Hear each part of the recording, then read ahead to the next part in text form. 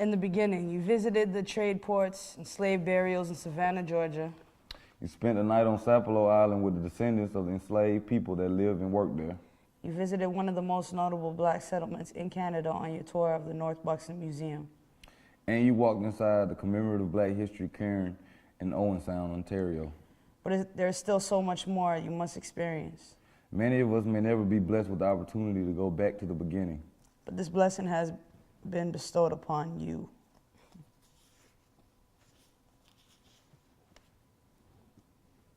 You're going to the Yeah, right. What? You're going to the continent that gave birth to humanity? You're going to the motherland. You're going to Africa. We going to Africa. We're going to Africa, dog. This ain't for real. It is. Are we going to Africa for real? I'm serious. We going to Africa? Oh, dang. Feeling like Atlantic, but we in Toronto. I go by the name of Jelly Two Fly. I'm 24 years old, and it don't get more realer than this. Why I love my city? Cause my city loves me. We unique and we diverse. Toronto's a real challenge, and I like challenges.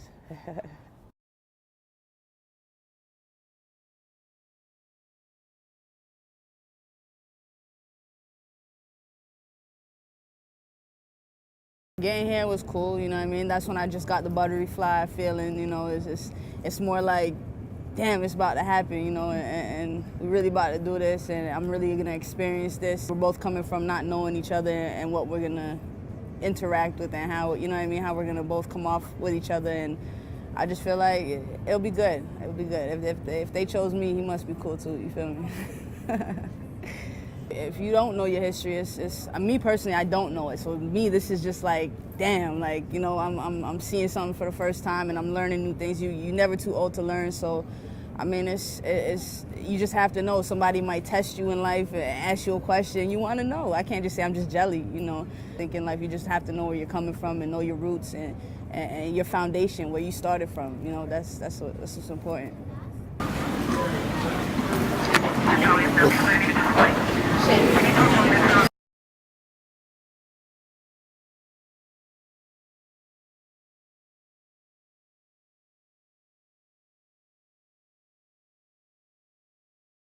What's going on, world? I'm Tioshi. I'm 24 years old, and I'm from Atlanta, Georgia.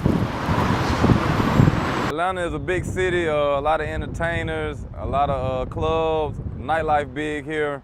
I'm an entertainer myself. I write music, I rap, I perform.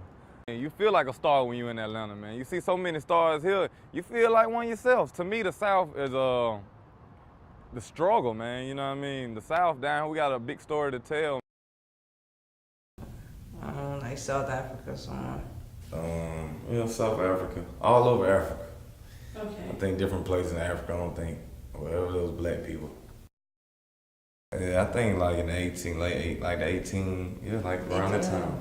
1800? Yeah, like 18, late 1800s. 1840 something, 1850 something. Yeah. Okay. So how long do you think that we were enslaved in the Americas? Like she said, I think like she said 1850, like right around there, like 1860, 1840, like in the mid So how many 1800s. years do you think that we were? 100 plus. 100 plus? At least 100, man. At least 100. So maybe a little bit longer than that, probably. Yeah, that might be in the late 1800s when that happened, man. I'm thinking, because I know it was 1900. It was about 1870 or something like that. It was like the late 1800s, I think, when that happened. You ready for this 5-hour adventure, right? Bro, I'm ready for this 5-hour nap. Well, you better be ready for a 5-hour energy too then, because you're going to stay up the whole ride. You ready?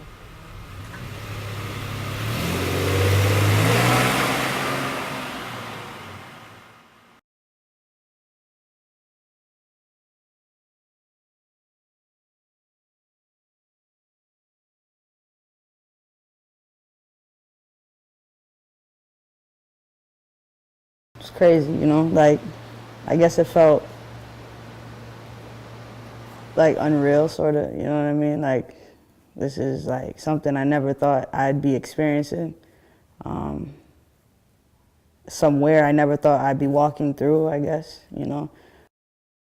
I just couldn't understand, like, how can the slaves, like, how could they be treated so bad and, like, the harsh conditions they were in, let alone naked, getting off the boat with it that cold and wet, and walking to the ports being jammed in there. And I seen a little ventilation so they could breathe, but I didn't see anything as, you know what I'm saying, in terms of heat. To be using it as a parking spot, I think that's just total disrespect. How come something that goes so far back and means so much to a whole bunch of people, like why can't it be cherished as well? Why can't it be saved?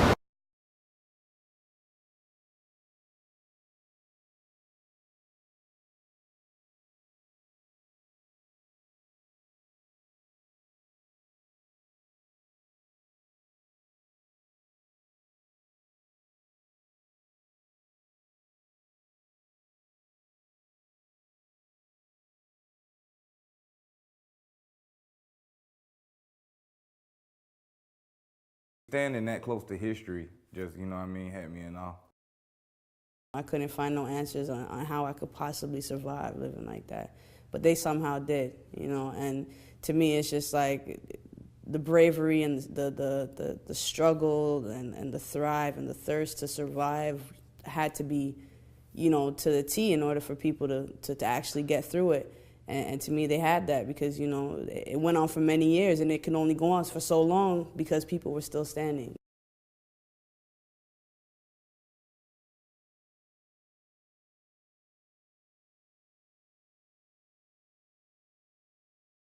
So we getting on the ferry. We getting on the ferry. No, we getting on the boat. A boat? This dog, we getting on the boat this time of night? A boat? Time of night. How we gonna get on a boat at this time of night? How you gonna see on the boat? To get y'all to unload that car, I'll show you.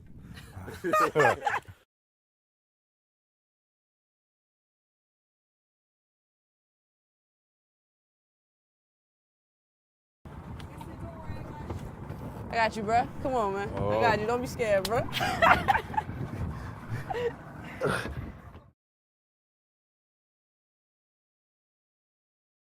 Oh yeah, you can't see nothing out here. Easy none. Ooh. It's the Black Sea sharks out there. Yeah. You only do this so many times, bro. Yeah, this the only time I plan on doing it. What's that? Riding this boat at that speed, at dark.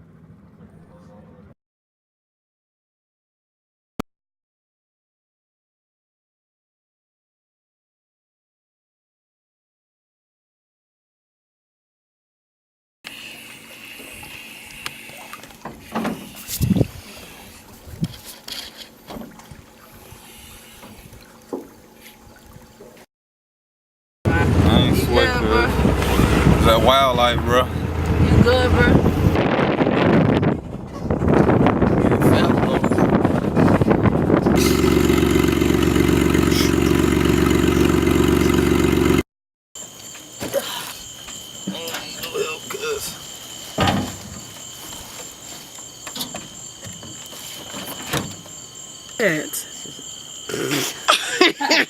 I hate being outside, man. In the dark country.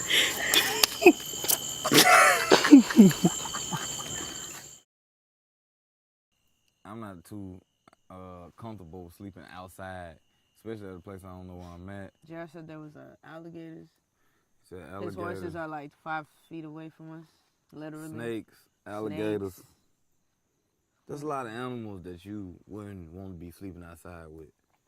That could go right through this tent. It's different from sleeping on the front lawn, you know, at your house, have that little, you know, that's that different type of camping. We doing that real camping, you know, so it's dark, like no lights, no street lights, none of that. It's pitch black out here. They had nothing back there, man. They was just out here like ass out.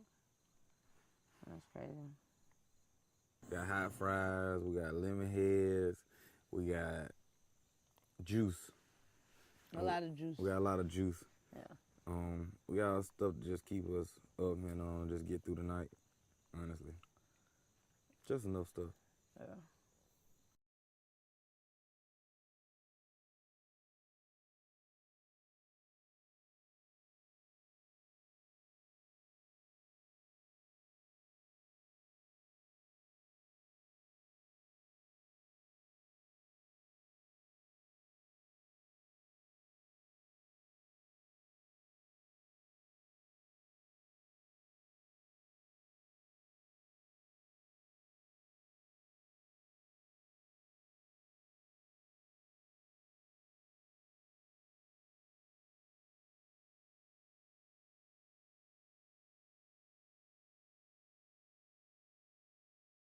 The human history of Sapelo dates back over 4,000 years.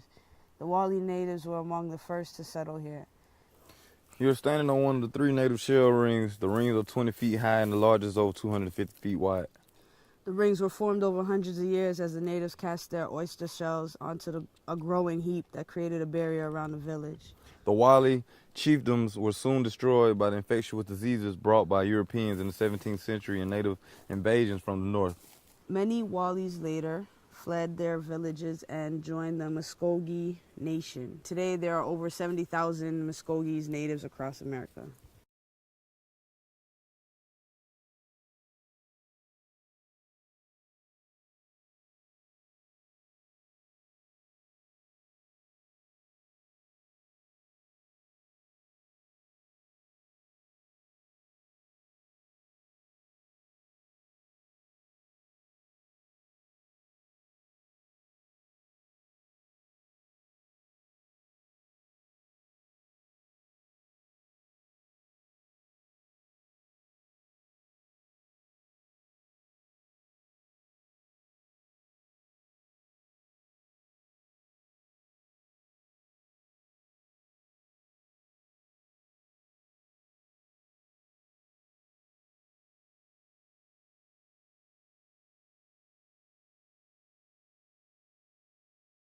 Chocolate plantation.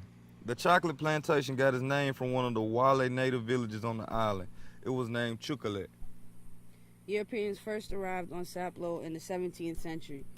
The Spanish brought American slaves with them and set up missions on the island.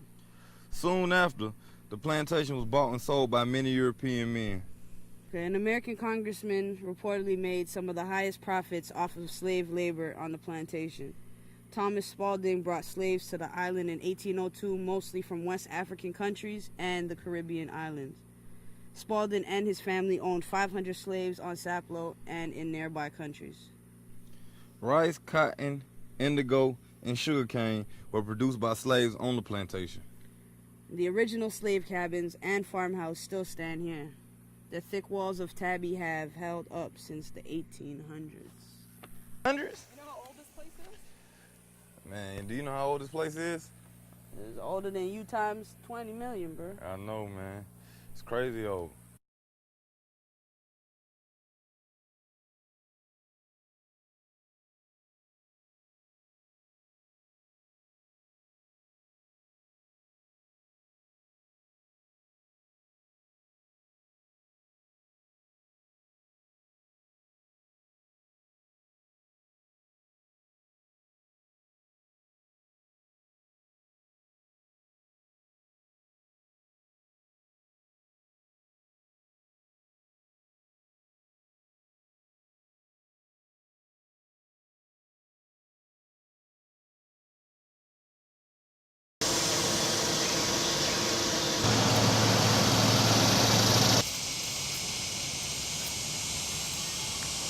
Slave burials.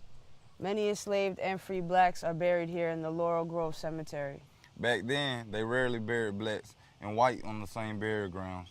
The Weeping Willow was born here. I'm standing right in front of this sign that really says slaves burial, you know. It was actually like a very heartfelt experience. Coming from Canada and coming from where I'm coming from, it's like you're not really put in front of the history like that. I was just thinking about how they were laid there. Like, were they just all piled in there or what? Because honestly, there is not enough room for a body. Like, It's like a reflection on how the days were when they were living. You know what I mean? Like, it's like how the fields, how the ground's dug up, how the graves are placed. Like, everything's just discombobulated. they had tombstones that might only have 1 letter on them, 2 letters on them. You know what I mean? Just the last name or maybe the slave owner that owned them. Some of them had nothing on them. They just looked like little bricks that just broken pieces of bricks that just stuck in the ground. There should be gardens, you know, there should be flowers everywhere on that. It should be like, you know, uplifting them and really believing in what they lived for. The slaves actually get a proper burial service. How do you treat a dead slave?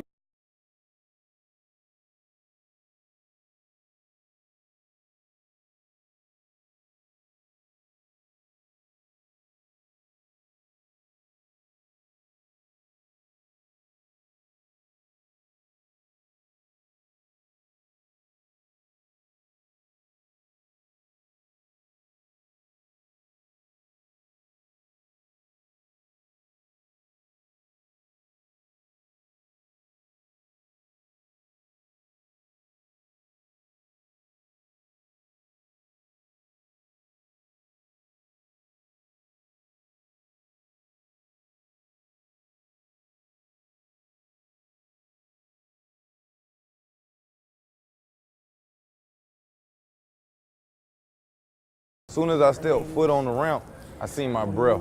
Like, I never seen my breath as soon as you got off the plane. Like, what else is there to do out here? Like, besides be cold? I don't know what to do. Like, it's so cold. Like, I mean, I was expecting cold, but that's cold. Like, it was like little ice, little snow coming off.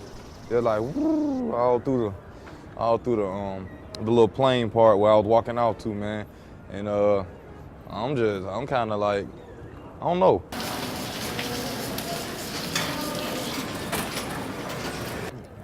Hey, bruh. What's up, bro?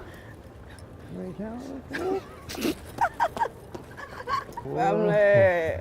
Oh, What's up, folks? What's up, You look good, dog. You know what I'm you know you saying? got the jackets and everything Yeah. for you, man. You got your boots? You Yeah, good? I got Everything? some little boot like man. I got a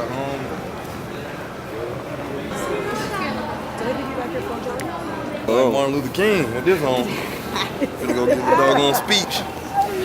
Who we talking to? Oh, we flying now, bruh. I know. You were great.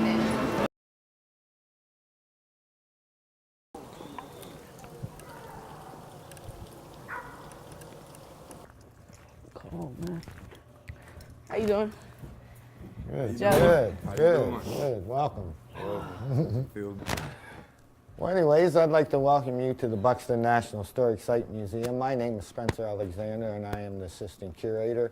I'm also a sixth-generation Underground Railroad descendant, a descendant of some of the early settlers here to this settlement.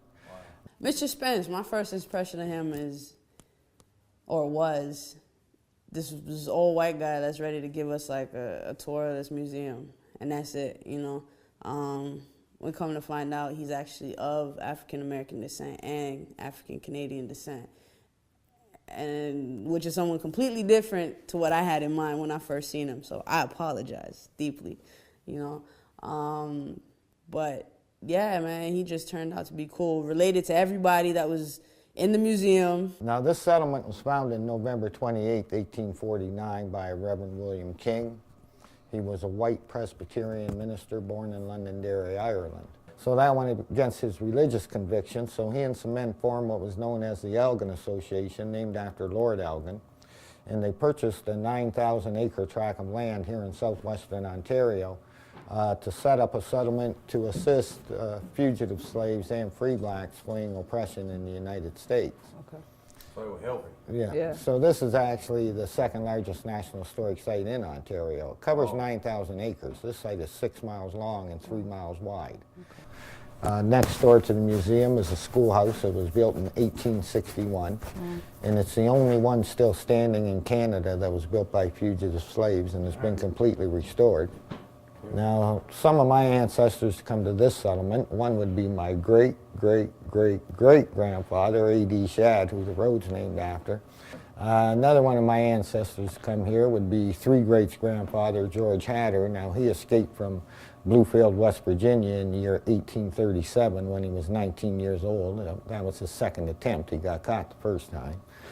He first settled in the Niagara region and came here in 1850, just a few months after the settlement was founded.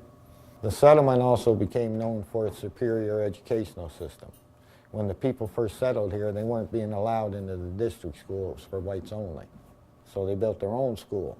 But when they did, they opened the doors to anyone who wished to attend, making the Buxton Mission School one of the first integrated schools in Canada, if not the first. The first day of the Buxton Mission School, there were 14 black and 2 white children. Within a few years, there were more white children attending the Buxton School than the district school. And then shortly after that, the district school had to close down because of lack of enrollment, because the whites were seeking out the Buxton educational system. Census records show 1,200 people in this settlement. But we know there were a lot of people here that don't show up in the census records. We know there were closer to 2,000.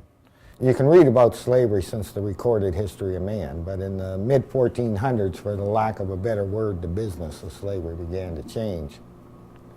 In 1441, Prince Henry the Navigator of Portugal funded a fleet of ships to explore the west coast of Africa. His main reason for doing that, he was looking for gold.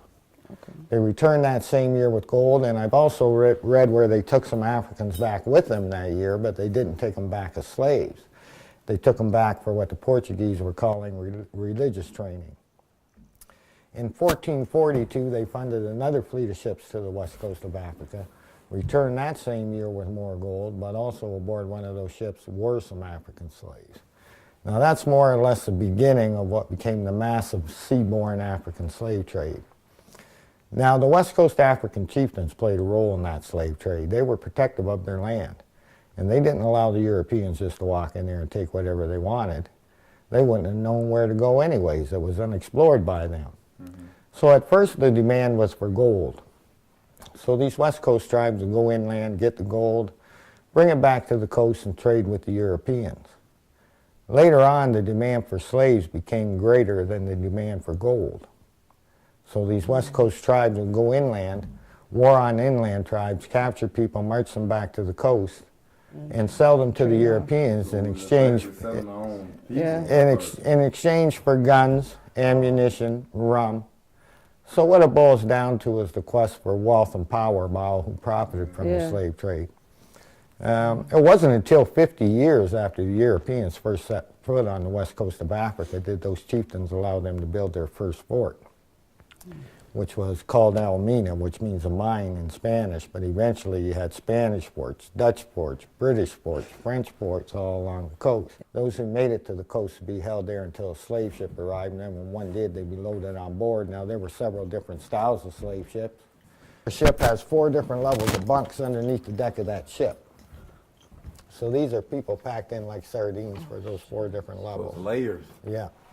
Now this is a replica of a couple of bunks aboard the ship. The exact size of a bunk was 2 foot wide by 2 foot high by 6 foot long. And if they captured more people than they had bunks, they may cram 2 into 1 bunk. Into this? Like probably laying like this. Yeah, under perfect conditions, some ships pack you in a crouch position. That way you get more in. Some ships would hold up to 600 people. So you know, if they had more people than they had bunks, they may cram 2 into 1 bunk. Under perfect conditions, they would separate all family members. They would separate the men from the women. And as best they could, they would separate anybody who speak the same language. All these tribes spoke different languages. That way, if you can't communicate with the people closest to you aboard this ship, there's less chance you can make plans to try to take it over. There was a lot of disease and death aboard these ships, and there's no nice way to describe what happened aboard them. Those people were chained in those bunks.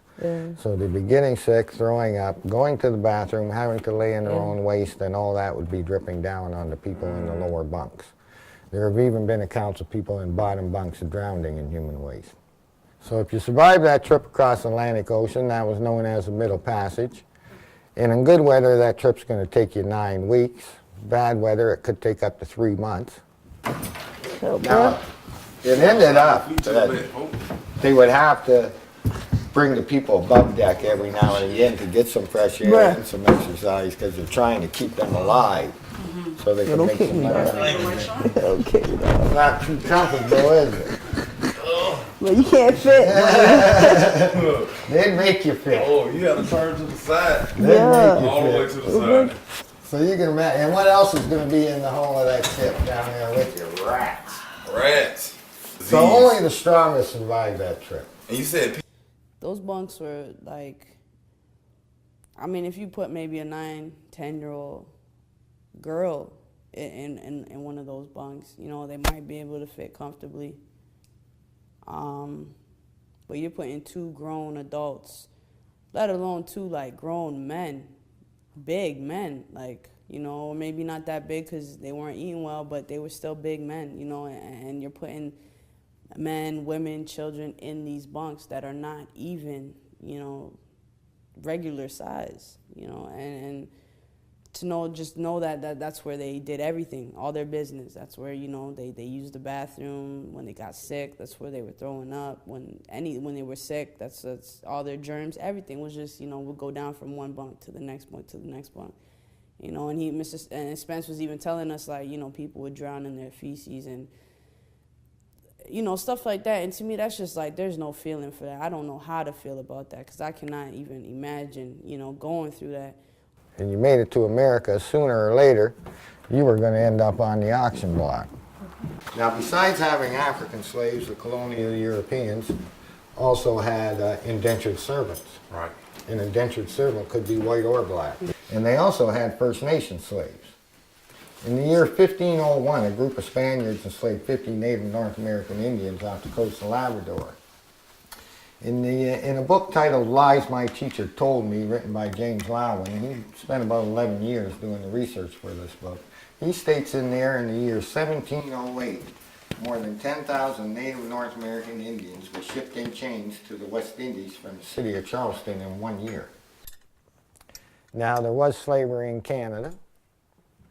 We were part of the British Empire. Yeah. The law was passed to abolish slavery throughout the British Empire in 1833, but it did not take effect until August 1st, 1834. These are actual adult ankle shackles from slavery. So there's a little piece missing out of that. Yeah. So you can see that's going to be cutting into a man's ankle. So it's a wonder anybody survived that trip on that ship. I know people ain't. Now these are a pair of children's ankle shackles from slavery. Those are adult, these are children.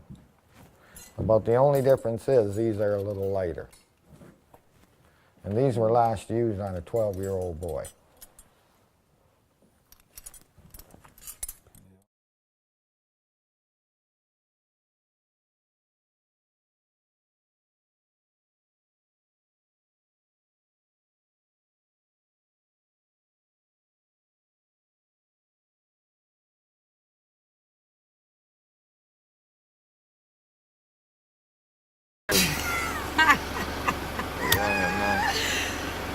This is what happens when you in the modern day history class.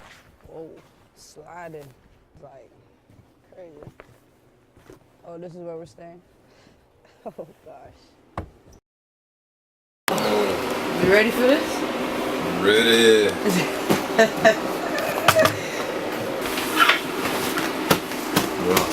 Get comfortable. Blacks in Canada. Since the early 1600s, black people lived in Canada both as slaves and free persons. The first recorded slave purchase in Canada was in 1628 in New France, what is now known as Quebec. He was a 6-year-old boy from Madagascar given the name Oliver Lejeune. In the early 1700s, escaped slaves, black loyalists, exiled maroon warriors from Jamaica, and refugees from Trinidad settled in Nova Scotia, Ontario, Alberta, and many other parts of Canada. There are many black settlements from that time that still exist and thrive today, including North Preston and Halifax, Nova Scotia, and North Buxton and Chatham, Ontario. I mean, we only get 28 days, maybe 29.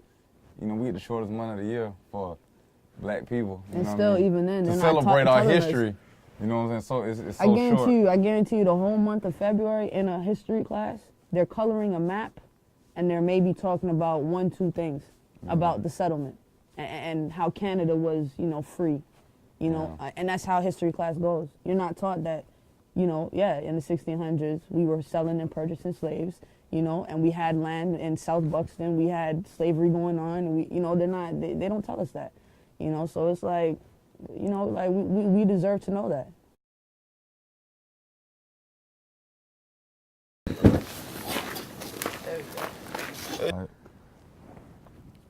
We have heard that thousands of dollars have been raised for us in the United States, but we never received any of it. A great deal of clothing, but it never reached us. Not that we want the money or the clothing. We can support ourselves, but we don't want any others begging over our backs, representing us as starving, freezing through our own laziness and vice, and thus injuring our character while they pretend to befriend us. Meanwhile, subserving nobody's interest but their own. What cases of suffering occur can be taken care of here. I was there before the country was opened, at the war, and I've seen it grow up by the colored man's labor. When he did whip, he whipped severely. I tell you, he was high-strung when he got up. I suppose there's no doubt that he and his father-in-law, a severe old man, whipped one slave man to death. They whipped him over the head with a loaded whip, shamefully. He was one of those that could not be whipped. He was sold after the beating and died 2 months after. I served in slavery 50 years, and I'm now nearly 72 years old.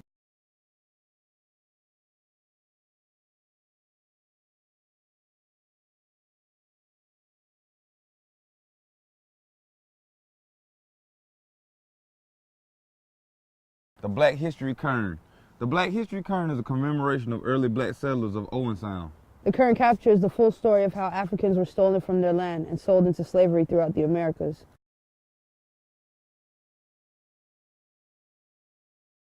The cairn abounds in symbolism. Each piece reflects a particular aspect of the Underground Railroad and the stories of those associated with it. The cairn as a whole calls for quiet meditation and a reflection on the experiences of these brave pioneers. The ruined wall of the cairn reflects the change in status of the first black pioneers. As they tore down the oppressive walls of slavery, they began construction of a new life and a new home for themselves in Canada. In the beginning, you visited the trade ports and slave burials in Savannah, Georgia. You spent the night on Sapelo Island with the descendants of the enslaved people that lived and worked there. You visited one of the most notable black settlements in Canada on your tour of the North Buxton Museum. And you walked inside the commemorative Black History Cairn in Owen Sound, Ontario. But there's still so much more you must experience. Many of us may never be blessed with the opportunity to go back to the beginning. But this blessing has been bestowed upon you.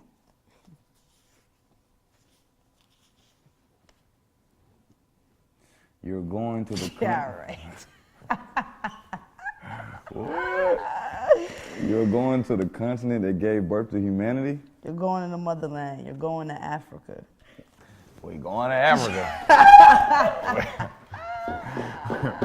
We're going to Africa, dog. This ain't for real. It is. Are we For going to real? Africa for real? I'm serious. We going to Africa? Oh, dang. Wow. Are you afraid? Yeah, very much so. Man. Very, very much so. They don't even like Americans over there. They don't. I guess we really ain't seen it all. I guess we just starting. And you compare what we seen to Africa, then it's a big difference, We man. might really get some tears in Africa, man. Yeah, I think it's gonna be pretty deep. I ain't even think about Africa being somewhere that we were gonna go, but you know, I guess we're about to take that trip. You got my back. Look. I got you, dog. I got you. We want to be out there ready. Man, it's gonna be crazy. Yeah, it is. It is.